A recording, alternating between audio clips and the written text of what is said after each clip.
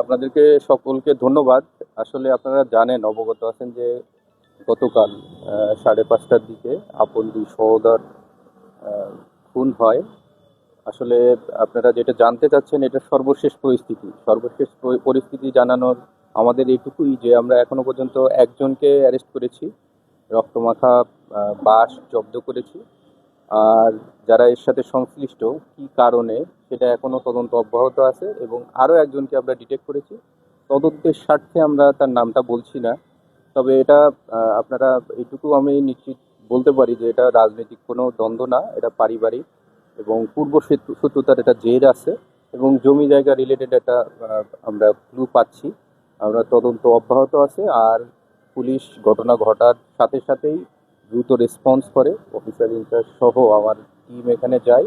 আমরা কালকেই একজনকে অ্যারেস্ট করি, আমরা এর সরাসরি সম্পৃক্ত ছিল সে, তাকে আমাদের হেফাজতে আছে।